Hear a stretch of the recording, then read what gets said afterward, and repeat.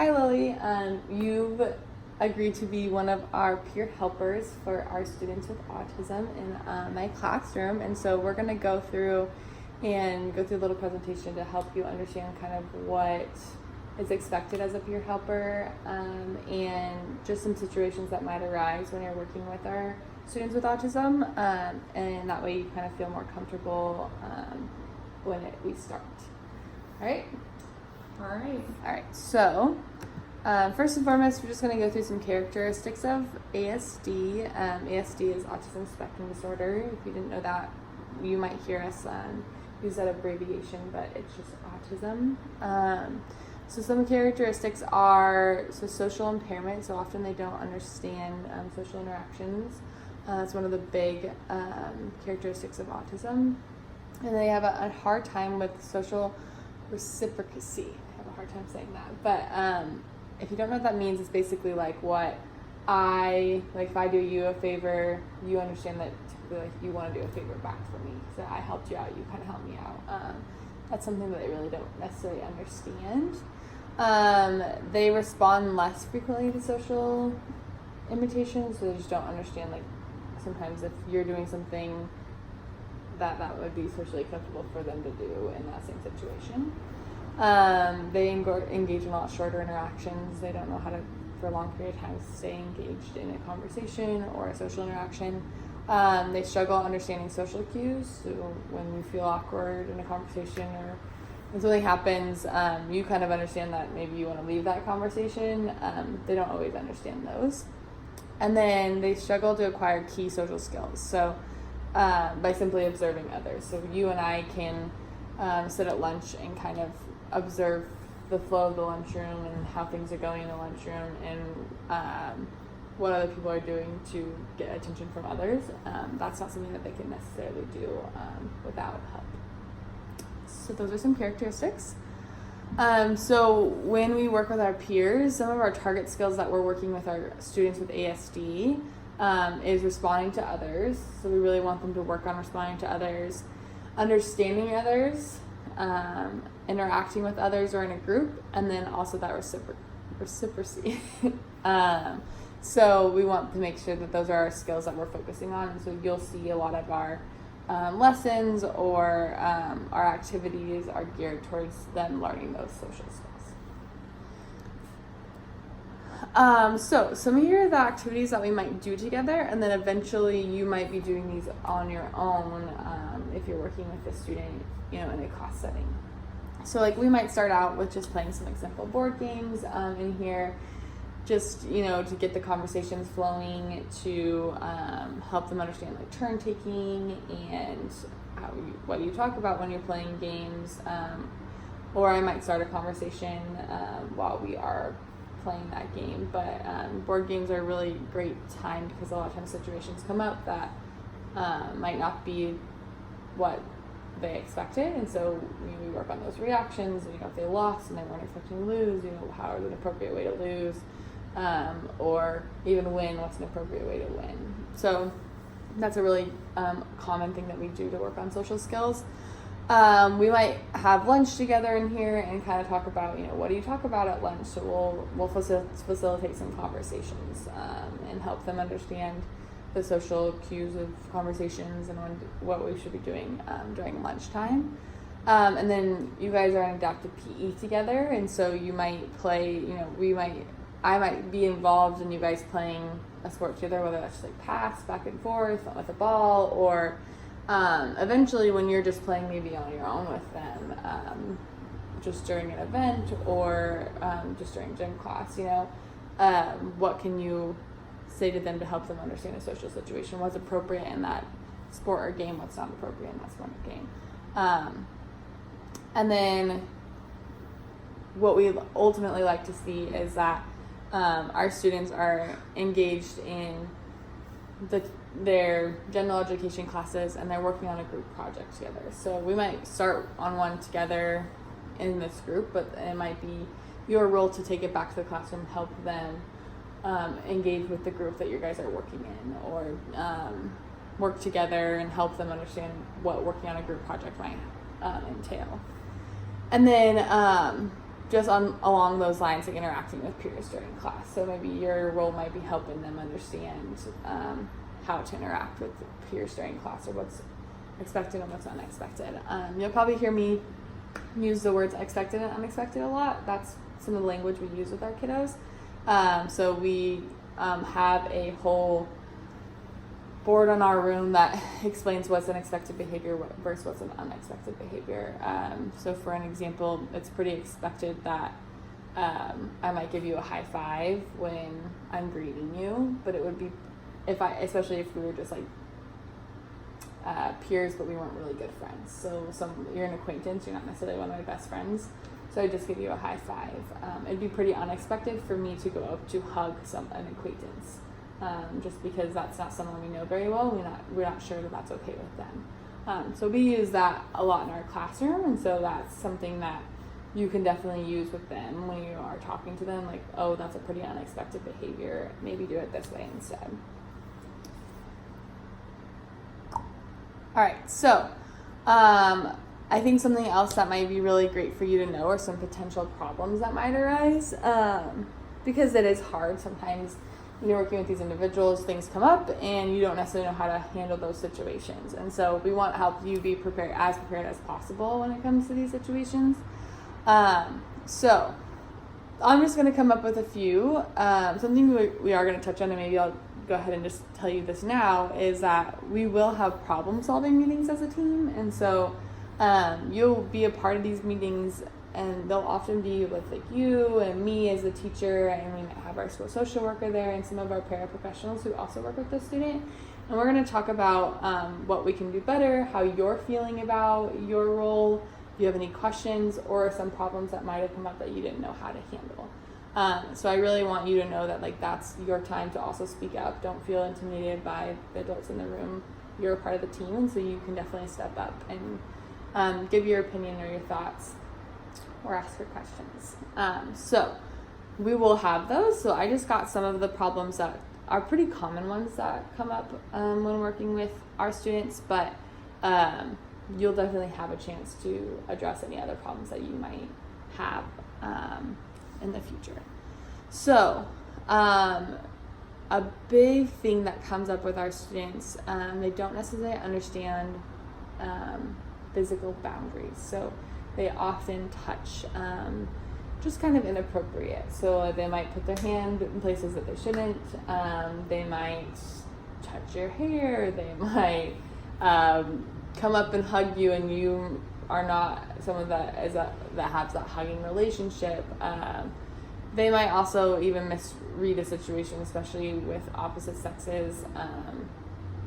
That sometimes they think that we've had students who have tried to kiss other students just because they didn't understand the social situation. And so touching is definitely something we really work on in our class. It's a general rule that we keep our hands to ourselves.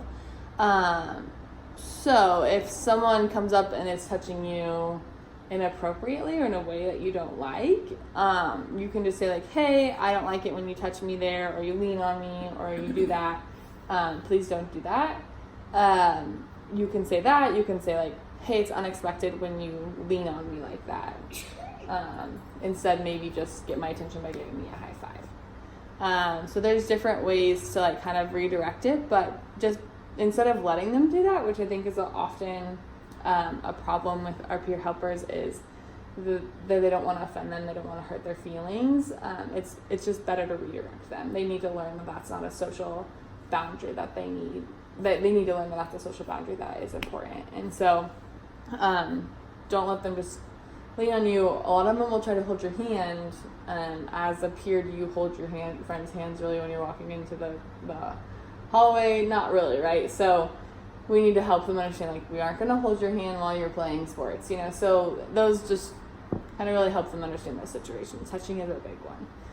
Another thing that we see a lot is that they say unexpected things in situations that necessarily shouldn't be saying those things.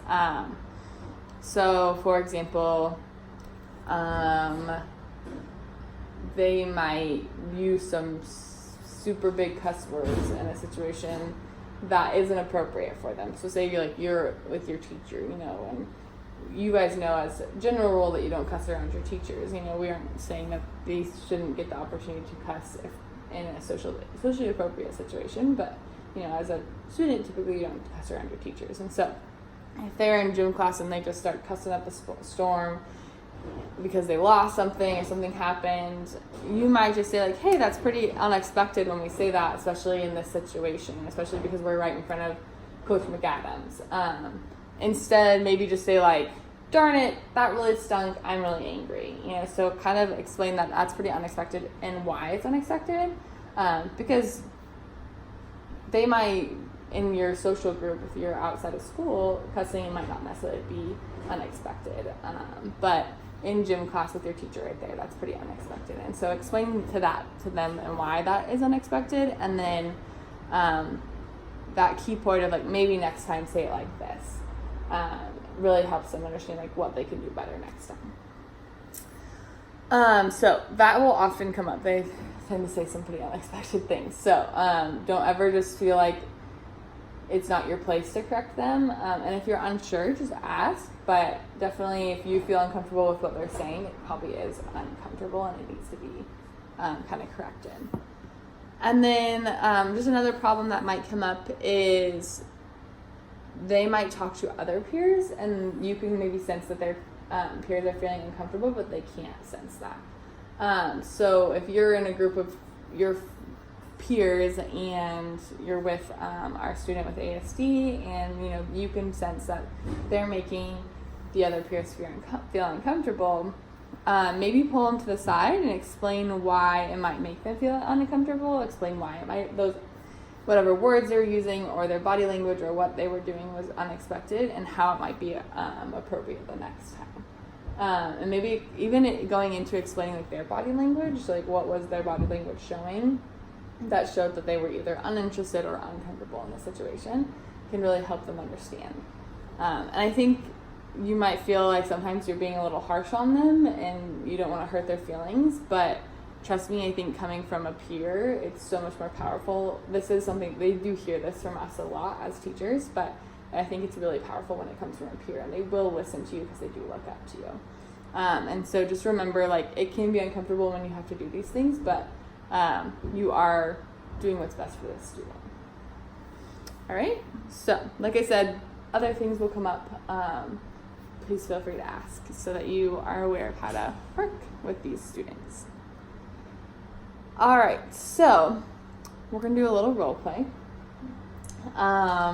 So we have two things left. We'll do a little role play just so you can get an idea of, you know, saying the words and unexpected and expected and kind of help you with that. And then we're going to go through a form that will be how I kind of observe us, an activity that we're doing as a group, and you and I will sit down and kind of go through what we could do better, what we could not do better. But you can see the form before so that you know exactly what I'm doing when I'm observing those activities. So first and foremost, role play. So pretend I'm a student and you're the peer, obviously.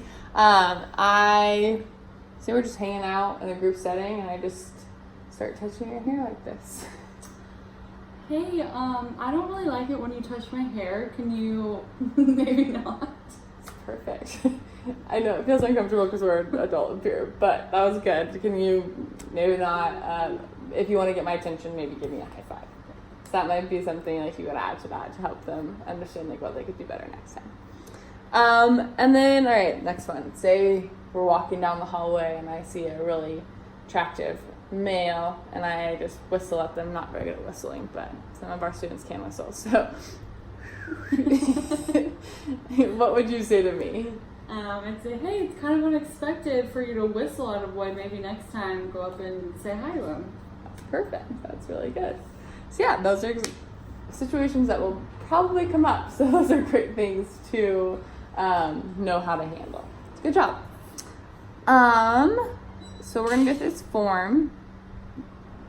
So this is basically just what I will be kind of going through to progress monitor mostly our student and how they're doing in these activities, but it will also give you some good feedback on like maybe how to handle a situation. So we might sit down after the activity and you and I could go through this when I've already filled it out. So you can maybe see like how they're doing from it and what maybe we as a group, a team can do better, or you as a peer can do better to help the situation. So the question says like, did the student participate in the activity after your introduction? So this is really mostly like, it might start off as like my stuff. So like I'll probably be the one introducing the activity at the beginning, but towards the after you guys have been doing this for a while, it might be that you're introducing an activity. Did the students seem to enjoy it? Did the activity contain materials that promoted social interaction? Did the activity promote positive or negative social interactions? So do you understand what that means? Like a good social interaction versus a bad social interaction, really upset over like losing, and how did we handle that? Did we de-escalate the situation, or did we just make it worse? And like some changes should be made in the arrangement of the intervention. So this might be like where you and I sit down like, okay, well, he got really upset when he lost and I didn't know how to de-escalate the situation, and then me as a teacher got involved and it just got worse. So, what can you and I do better to work as a team in that situation? And then this will basically just be like me logging what was happening, and then what changes might need to be made so that you could be more included in the activity. So if you ever feel like you're not really included in the activity, you can definitely speak up, or I might say like, maybe this would help you feel more comfortable in this situation and you can be more included in the activity.